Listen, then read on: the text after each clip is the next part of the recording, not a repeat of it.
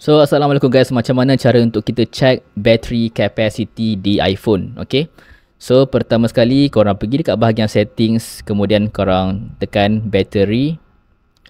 Kemudian dekat bahagian sini dia ada bagi tahu info sikit pasal korang punya battery, last charge bila semua. So kita klik yang ini guys, battery health and charging, klik service. So dia bagi tahu sini your battery has significantly degraded. So kalau korang baru beli biasanya dia 100% lah. Okay, kemudian lama-lama dah pakai cas.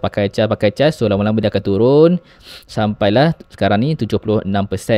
So biasanya dia suggest untuk kita 80% ke bawah kita dah kena tukar bateri lah. So korang boleh pergi Apple Center ataupun mana-mana tepati korang boleh pergi cakap je nak tukar bateri untuk iPhone. Okay, so macam saya ni dah sepatutnya dah kena tukar bateri 76%. So dah tak okey lah. So korang boleh check sama ada bateri iPhone korang masih okey ataupun tidak. Kalau masih okey, it's okay. Kalau dah rasa teruk sangat, dah sampai 76% ataupun bawah lagi daripada ini, better korang tukar. Okay.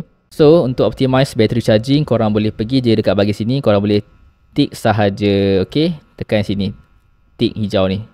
So itu saja guys cara untuk korang check capacity battery iPhone korang. Kalau korang rasa video ini bermanfaat, jangan lupa untuk like, komen dan subscribe channel Hello Alpha. Dan jumpa pada next video. Assalamualaikum.